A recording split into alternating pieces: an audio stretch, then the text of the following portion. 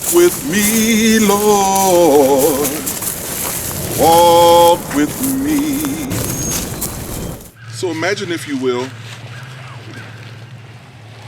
an enslaved African seeking freedom, finding him or herself while I'm on my tedious journey in the thick of these New Garden woods, not knowing where they're going.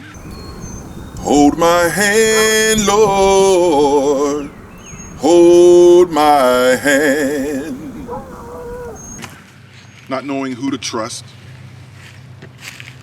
Imagine, if you would, the fact that they were willing to risk all of these things in order to become free. My tedious journey. Or in some cases, to be with family. We know that, for example, this time of day, an enslaved African seeking freedom would be hiding.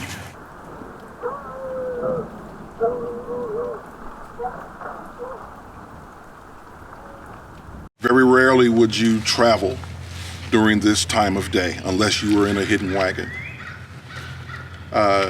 As you can imagine, if you were an enslaved African and you did not belong to someone who lived in this area, you had no freedom papers, or you had no papers that told who you belonged to, that you would stick out like a sore thumb. And so the cover of night was crucial when it came to traveling during the time of the Underground Railroad.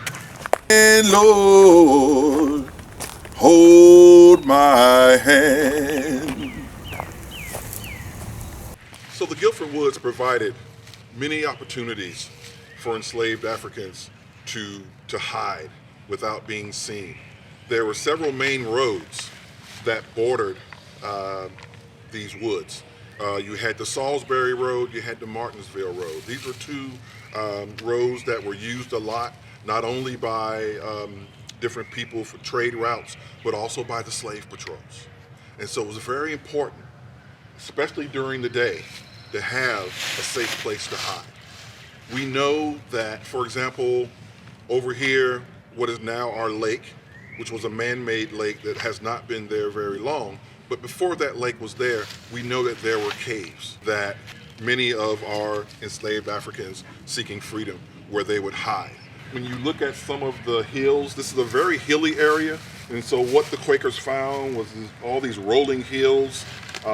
They came out and they would clear a lot of this area by hand, but also what it would reveal in the edges of these hills, places where you have these great root systems, but within the root systems there were spaces where people could hide, and places where the slave patrols would not be able to find you, but places that were known by folks such as the Coffins and others.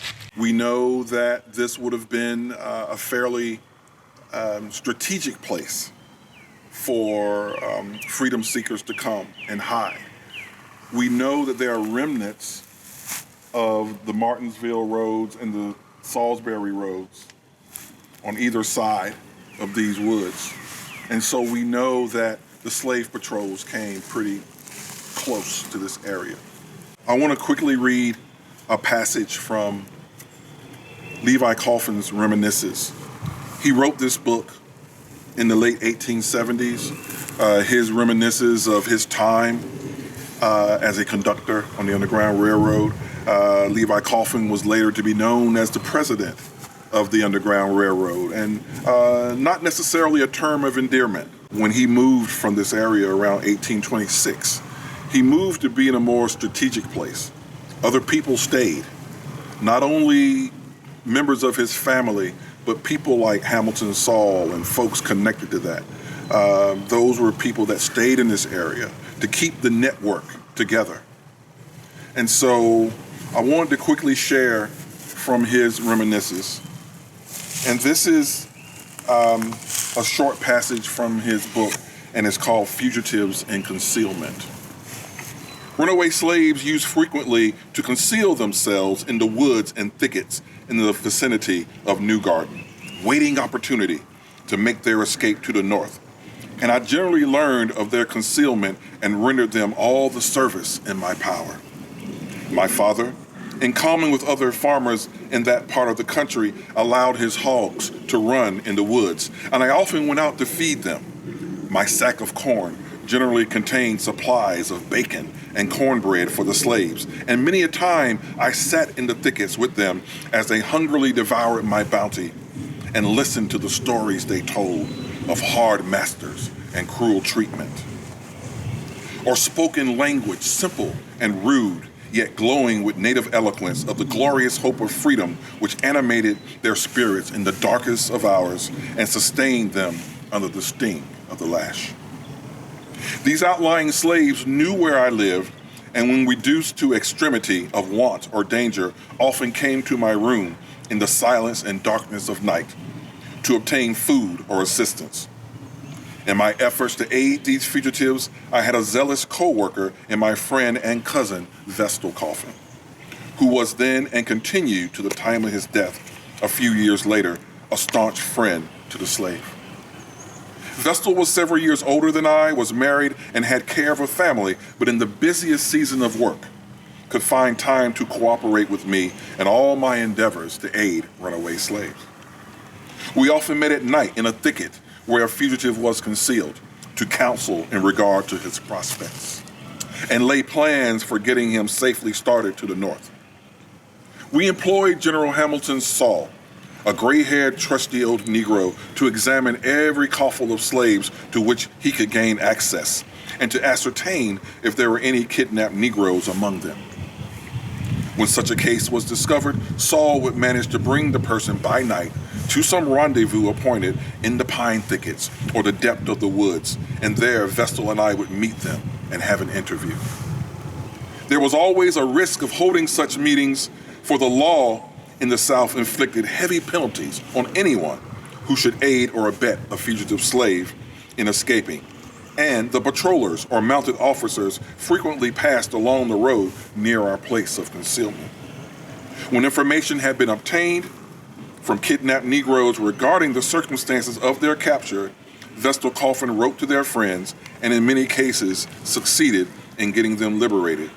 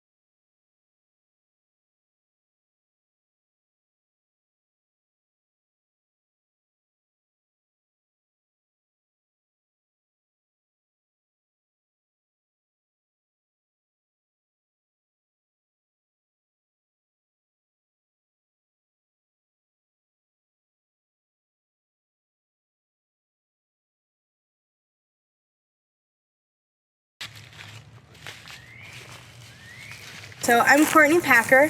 I'm going to be your tour guide as we go through the Guilford College woods. We'll be talking about the Underground Railroad and ultimately ending up at the Underground Railroad tree at the end of the trail.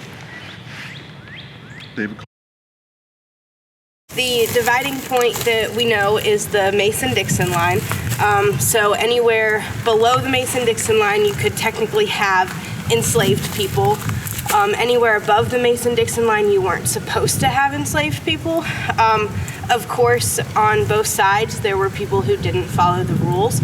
So there were slaves that were owned above the Mason-Dixon line because there wasn't proper enforcement. And below the Mason-Dixon line, not everybody owned enslaved people. Having enslaved people was more for the wealthier people.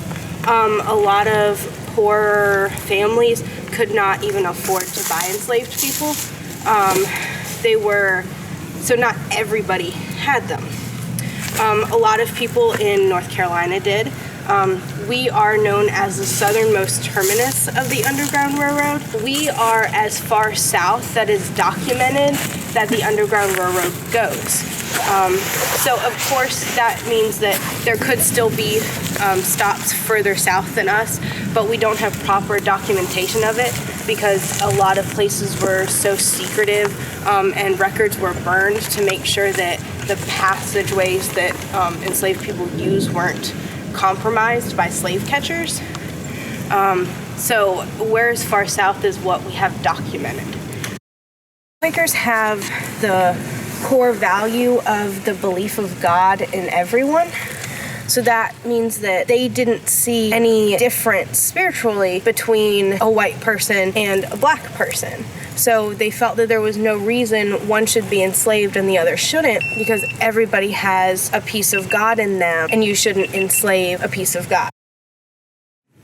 Edie Caldwell. Edie was owned by David Caldwell, and she had a husband and children and had just had a new child, all at David Caldwell's location. David Caldwell's son was getting married, and as a wedding gift, David decided that he was going to give Edie and recent child to his son and the new wife as a wedding present. Edie didn't like this. She didn't want to be separated from her family, so she decided that she was going to run away. So Edie, she ran away to the woods here. She stayed here in the woods for several days with her new child, but eventually they both started to get sick, so she decided she had to get help somewhere else. So she went to the Coffin house, and Levi decided that they needed to do something and needed to help her. So Levi went and spoke to David Caldwell and had a conversation with him and tried to reason with him through a lot of scripture. Through reasoning with scripture, David Caldwell decided that he was going to take Edie back and keep her, and she wouldn't be separated from her family. He also decided that he was not going to turn in the coffins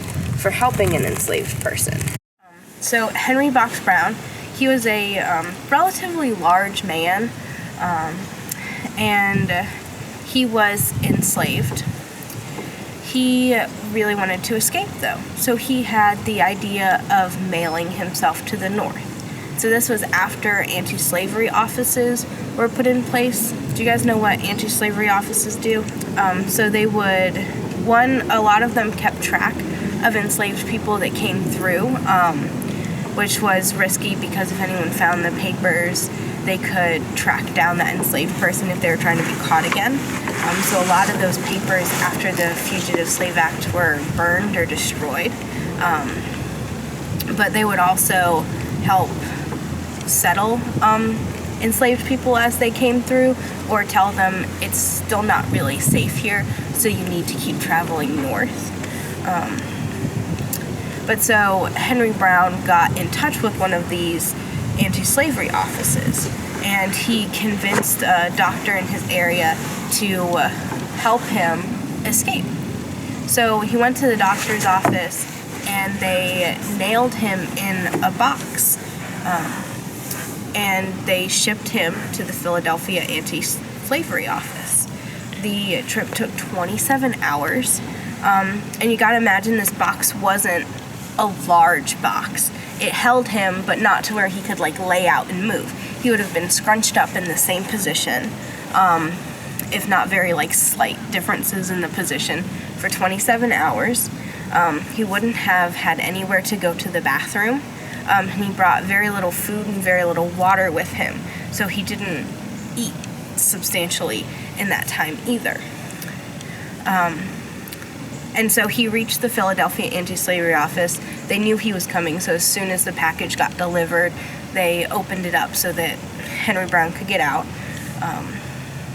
And with this journey, there's indications where the box would have said like this side up, but there were a lot of instances where he was upside down for extended periods of time.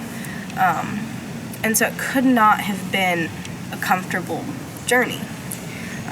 So just that story to me shows the extent that a lot of enslaved people would go to just to try and escape what they were going through.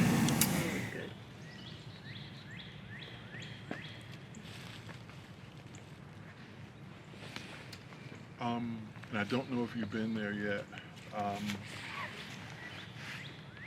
David Caldwell's house? We didn't get into the house because it wasn't Tuesday or Saturday, Right. but we were able to see the grounds. We could actually see through the window in the Okay. back the picture of the disease. And but I wish I could put a